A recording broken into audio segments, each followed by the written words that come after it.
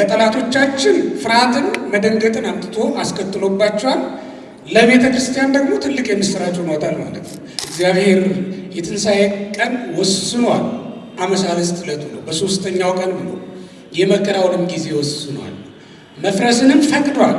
ንስትዎ ለዝንቱ ቤተ መቅደስ ብሎ ይህን ቤተ መቅደስ ምን በሉት አፍርሱት አላለም? አፍርሱት። በስንተኛው ቀን አስነሳዋለሁ። የመፍረስንም ነገር ፈቅዷል። የመነሳትንም ቀን ወስኗል።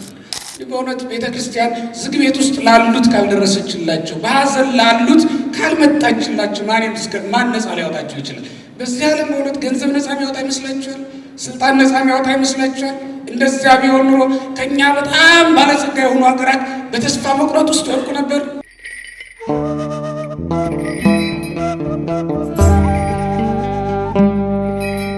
ስለዚህ ዛሬ የትንሣኤን ነገር እንነጋገራለን። በትንሣኤው እንዲያነሳን የአምላካችን ቅዱስ ፈቃድ ይሆንልን።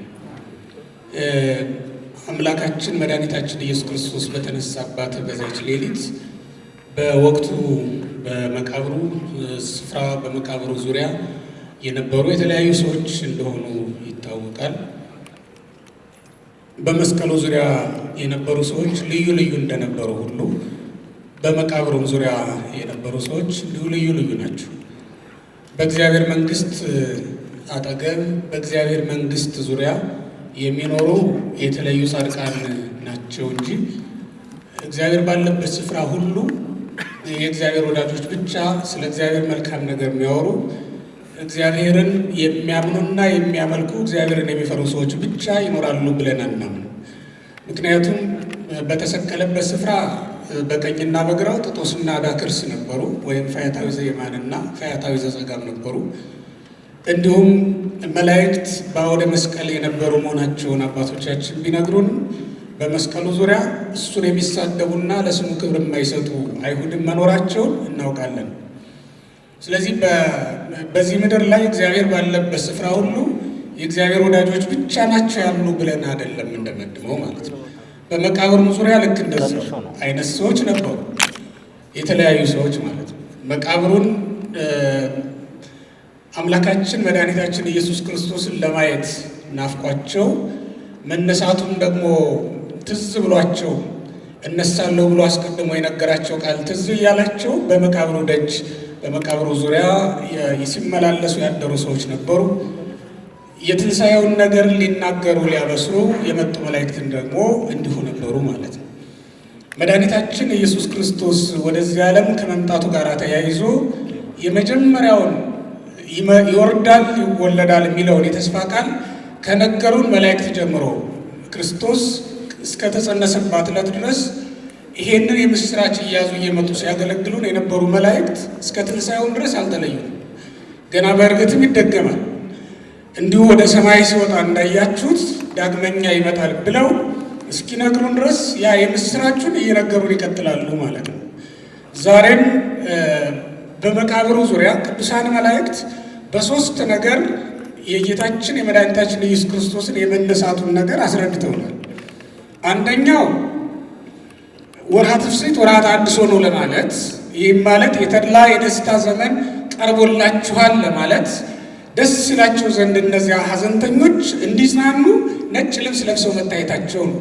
ይሄ ለጠላቶቻችን ፍርሃትን መደንገጥን አምጥቶ አስከትሎባቸዋል። ለቤተ ክርስቲያን ደግሞ ትልቅ የምስራች ሆኖታል ማለት ነው። ምክንያቱም መልአኩ ነጭ ልብስ ለብሶ በታየ ጊዜ ከሆነ አብይ ድልቅልቅ ነው የሚለው ታላቅ መናወጥ በምድር ላይ ሆነ ነው የሚለው።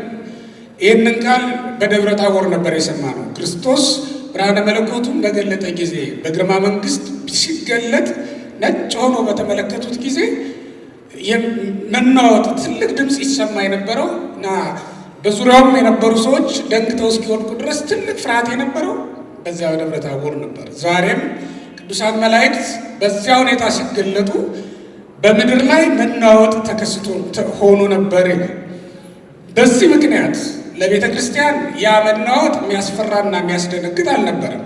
ምክንያቱም የተሰቀለውን ኢየሱስን ፍለጋ ሄደው ስለነበረ። ለዚህ ነው መልአኩ ፍርሃት አርቆ መናገር ልማዱ ስለሆነ አንተ ንስሐ ኢትፍራ እስመ አእምር ከመ ኢየሱስ ዘተሰቅለ ተሐስሳ፣ እናንተስ አትፍሩ የተሰቀለውን ኢየሱስን እንድትሹ አውቃለሁና ብሎ ምስክርነት ቃል ነገራቸው ማለት ነው። ስለዚህ አንዱ ነጭ ልብስ ለብሶ በመታየት ወርሃ ሐዘን እንዳለፈ የሐዘን ወቅት ማለፉን የደስታ ጊዜ መድረሱን መልአኩን በማየት ብቻ ሴቶቹ አረጋግጠዋል። የመጀመሪያው እሱ ነው ማለት ነው። ሁለተኛው መቃብሩን ከፍቶ ማሳየቱ ነው። እንግዲህ በእውነት ከአቤል ጀምሮ እስከዚች ቀን ድረስ ድንጋይ እየገጠሙ የተዋቸው ሰዎች በጣም ብዙ ናቸው። ያንዳቸውንም ድንጋዩን ከፍተው መልሰው ሊያወጧቸው አልፈለጉም ነበር። መድኃኒታችን ኢየሱስ ክርስቶስ አልዓዛርን አስነስቶ ውጣ ካለው በኋላ እንኳን ድንጋዩን ከፍቶ ለማስወጣት ተጨንቀው ነበር። መግነዙን ፈቶ ለማየት ተቸግረው ነበር። ፍቱትና ይሄድ ብሎ እስኪፈቅድላቸው ድረስ እስኪያረጋጋቸው ድረስ ደንግጠው ነበር። በመገረም ውስጥ ነበሩ ማለት ነው። ስለዚህ አዲስ ነገር መቃብሩን ከፍቶ መቃብሩ ባዶ እንደሆነ ናትራያ በተቀበረ የተቀበረበትን ስፍራ ታዩ ዘንድ ኑ ብሎ መድኃኒታችን ኢየሱስ ክርስቶስ የተቀበረበትን ስፍራ ተኝቶበት የነበረውን ስፍራ አሳይቶ መቃብሩ ባዶ መሆኑን ነግሯቸዋል ማለት ነው። ይሄ የክርስቶስን መነሳቱን ያረጋገጡበት ሌላው መንገድ ነው። ሶስተኛው ደግሞ ቃል በቃል ተንሥአ በከመ ይቤ እንደተናገረ ተነስቷል። በተለይ ሉቃስ ምዕራፍ 4 ቁጥር 5 ላይ እንደነገረ ተንሥአ በከመ ይቤ እንደተናገረ ተነስቷል። መጀመሪያም አመሳለስት ለተነሳ ብሏቸው ነበር። በሶስተኛው ቀን እነሳለሁ እንዳላቸው በሶስተኛው ቀን ተነስቷል ብሎ መልአክ ወይም ደግሞ መላእክት በተለያየ ጊዜ ስለመጡ አንድ መልአክ ያነጋገራቸው ጊዜ አለ፣ ብዙ መላእክት የሚያነጋገሯቸው ጊዜ አለ። በዚህ መንገድ እንግዲህ የጌታን ትንሣኤውን ነግረውናል። ከዛ ሁሉ በኋላ ደግሞ የመጨረሻው መልእክት የተሰጣቸው ለሴቶች ፍቱነ ሆራ ወንግራሁ ለአርዳኢሁ ሂዱ በገሊላ መታየትን ይጀምርላችኋል ብላችሁ ወይም ደግሞ እንደተናገረ ተነስቷል ብላችሁ ለደቀ መዛሙርቱ ፈጥናችሁ ሄዳችሁ ነገሩ ትንሣኤው ነው። ለምን ፈጥናችኋል ያሉ እንደሆነ አንደኛ በሐዘን ውስጥ ስለነበሩ ሐዘን እንዳይቆይባቸው እንዳይዘገይባቸው ነው። ከተነሳ በኋላ የምን ሐዘን ነው? ክርስቶስ ተነስቷል፣ መቃብር ባዶ ሆኗል፣ ሞት ተረቷል፣ መግነዝ ተፈቷል። ከዚህ በኋላ የእግዚአብሔር ስልጣን በዓለም ላይ ተገልጧል። ያንን ብርሃን ባለማየት በቦታ ርቀት ምክንያት ወይም ደግሞ የአይሁድ ፍርሃት ስላለቀቃቸው ዘግይቶባቸዋል የምስራቸው። እግዚአብሔር ደስ የሚያሰኘውን ነገር ሁሉ እንዳያዘገይብን ቅዱስ ፈቃዱ ይሆንልን። አይሁድን ከመፍራታቸው የተነሳ ግን መልካሙን ወሬ ሳይሰሙት ዘግይተዋል። አንዳንዶቹ ቀድሞ ሰምተው ነበረ። ቀድሞ የሰሙትን ነው ፈጥናችሁ ሂዱና ላሰኑት ደቀ መዛሙርት አስረዷቸው፣ ንገሯቸው። እንደተናገረ ምን ብሎ ተነስቷል ብላችሁ ንገሯቸው። ስለዚህ ፈጥናችሁ ሂዱ። ለበጎ ነገር መፍጠን የሚገባ ስለሆነ ነው። ለበጎ ነገር የሚፈጥኑ እግሮች ለሁላችንም እግዚአብሔር ያድለን። አንደበታችን ለክፉ እንዳይፈጥን፣ እግራችንም ደም ለማፍሰስ እንዳይፋጠን እግዚአብሔር ይጠብቅልን። ሂዱ ፈጥናችሁ አላቸው። አንዱ ምክንያት በሐዘን ደቀ መዛሙርቱ እንዳይቆዩ የዕለቱ የደስታ ቀን ስለነበረ በክርስቶስ መነሳት ምክንያት፣ በሞት መረታት ምክንያት የክርስቶስ መነሳት ብዙ ምክንያት ነው ያለው። በአልዓዛር መነሳት ቀን ይህ አልተባለም፣ በሌሎችም ነገሮች ይህ አልተባለም። ምክንያቱም ዳግም ሞት አለባቸው። ክርስቶስ ግን ዳግመኛ ላይሞት ተነስቷል። ዳግም ላለመሞት መነሳትን በክርስቶስ አይተናል። መቃብር ባዶ ሆኖ ሊቀር ከዚህ በኋላ ተፈርዶበታል ማለት ነው። ያቺ አዲስ መቃብር ከዚህ በኋላ ግን ባዶን ትቀራለች ማለት ነው። እሱን አይተናል። ሞት ነው የተረታው በዚህ ቀን። መቃብር ለዘላለም ነው ስልጣኑን የተቀማው፣ ይዞ ማስቀረቱን የተቀማው። ከዚህ በኋላ ይሄን እንዳይሆን እንዳይደረግ እግዚአብሔር ወስኗል። ይሄንን ነው ፈጥናችሁ ሄዳችሁ ነገሯቸው፣ ደስ እንዲላቸው የምስራችሁ ፈጥናችሁ። ሌላው ግን ክፉ ወሬ ደግሞ አይሁድም ያስወሩታል። ደቀ መዛሙርቱ መጹ ሌሊተ አርዳኢሁ ወሰረቅዎ፣ ደቀ መዛሙርቱ ሌሊት መጥተው እንዘንረው ምን እኛ ተኝተን ሳለን መጥተው ሰርቀው ወሰዱት የሚል ወሬ ማስወራታችሁ እንደማይቀር በእግዚአብሔር ዘንድ የታወቀ ነው። እነሱ ሳይነሱ ቀደሟቸው ተባለ ማለት ነው። መንበሏቸው ቀደሟቸው፣ ፍጠኑ የተባለው ለዚህ ነው። የተወደዳቸው እግዚአብሔር ቤተሰቦች እንግዲህ በዓለም ላይ ስለ ክርስቶስ ስለ ቤተ ክርስቲያንም ብዙ ነገር ይወራል። ነገር ግን ቤተ ክርስቲያንም የምትኖረው እግዚአብሔር እንደተናገረ ነው። ምክንያቱም በመጽሐፍ የተባለው እንደተናገረ ተነስቷል። እግዚአብሔር የትንሣኤ ቀን ወስኗል። አመሳልስት ዕለቱ ነው፣ በሦስተኛው ቀን ብሎ የመከራውንም ጊዜ ወስኗል። መፍረስንም ፈቅዷል። ንስትዎ ለዝንቱ ቤተ መቅደስ ብሎ ይህን ቤተ መቅደስ ምን በሉት አፍርሱት አላለም? አፍርሱት፣ በስንተኛው ቀን አስነሳዋለሁ። የመፍረስንም ነገር ፈቅዷል። የመነሳትንም ቀን ወስኗል። መፍረሱን እንደፈቀደ ፈቅዶ እንደሰጣቸው መነሳቱንም የሚያስቀሩት መሰላቸው። እሱ ግን እንደተናገረ የሚነሳበትን ቀን በራሱ ጊዜ ወስኗል። አይሰረ ዕድሜ ለርሱ በመቃብር ውስጥ 70-80 ዓመት 5000 ዓመት የቆዩ ሰዎች አሉ። ዘመን የፈጀባቸው መቃብር ውስጥ ማደር፣ መቃብር ውስጥ መኖር ጊዜ የፈጀባቸው በጣም ብዙ ሰዎች አሉ። እሱ ግን ጊዜውን አሳጥሮ ተነሳ። ምክንያቱም 33 ሰዓት ብቻ ነበር በመቃብር ውስጥ የቆየውና ማለት ነው። 3 መዓልት 3 ሌሊት አጭር ጊዜ በመቃብር ውስጥ ቆየ። እንደተናገረ ግን ምን አለ? ተነሳ ማለት ነው። እግዚአብሔር እንደተናገረ ቤተክርስቲያን አሁንም በሕይወት ትኖራለች። ይህም ማለት ኃይሉ ከመመላእክት ከእግዚአብሔር ዘንድ በሚሰጣት መንፈሳዊ ሕይወት ማለት ነው። ይህ ከእግዚአብሔር ዘንድ አስቀድሞ የተወሰነና የተነገረልን ስለሆነ ከመንፈሳዊ ዘር ከማይጠፋና ከማይሞት ዘር መወለድ አስቀድሞ የተፈቀደልን ስለሆነ አጋንንት ቢሰሙም ባይሰሙም ቢገባቸውም ቢቀበሉትም ባይቀበሉትም ይሄ ይሆናል ማለት ነው። ግን ከኛ የሚጠበቀው የተወደዳችሁ እግዚአብሔር ቤተሰቦች፣ በተለይ ደግሞ የቤተ ክርስቲያኒቱ መሪዎች፣ የቤተ ክርስቲያኒቱ አገልጋዮች ፍጡነ ሑራን ቀድማችሁ ፈጥናችሁ ሂዱ። ዓለም ብዙ የምታወራው ነገር አላት። በሶዶማዊነት ሊያጠፉት የተዘጋጁ በጣም ብዙ ናቸው ትውልዱን። በሌላም እግዚአብሔር በሚጠላቸው በኦሪትም በወንጌልም በነቀፋቸው እንዳይደረጉ በከለከላቸው ነገሮች በሰይጣን ወጥመዶች ሰውን ሊይዙት ሊያጠምዱት እያጠመዱ ያሉ በጣም ብዙ ናቸው። ፈጥናችሁ ሂዱ ማለት አሁን በዚህ ዘመን ወገኖች ፈጥኖ መሄድ የሚገባው ቤተክርስቲያን ፈጥና ልትደርስ ልትሄድ የሚገባው በዚህ ከምትሄድባቸው የእግዚአብሔርን መነሳቱን መታመሙን መሞቱን ከምትመሰክርባቸው መንገዶች ደግሞ አንዱ ቅዱሳት መጻሕፍትን በመጻፍ ነው። ስለዚህ በዚህ ዘመን ልክ እንደ አባታችን እንደ መላከ ሕይወት ሁሉ ፈጣን ደቀ መዛሙርትን በማሰማራት ቤተክርስቲያን የምስራቹን ማውራት በጣም ያስፈልጋታል። መነሳቱ እንዳይሰማ በጀት በጅተው ጊዜ ቀጥረው ተሰብስበው የሚዶሉቱ በጣም ብዙ ናቸው።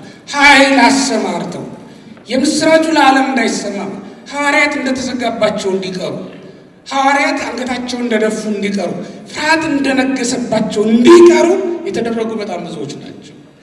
በእውነት ቤተ ክርስቲያን ዝግ ቤት ውስጥ ላሉት ካልደረሰችላቸው፣ በሐዘን ላሉት ካልመጣችላቸው ማን ነፃ ሊያወጣቸው ይችላል? በዚህ ዓለም በእውነት ገንዘብ ነፃ የሚያወጣ ይመስላችኋል? ስልጣን ነፃ የሚያወጣ ይመስላችኋል? እንደዚያ ቢሆን ኑሮ ከእኛ በጣም ባለጸጋ የሆኑ ሀገራት በተስፋ መቁረጥ ውስጥ ወድቁ ነበር።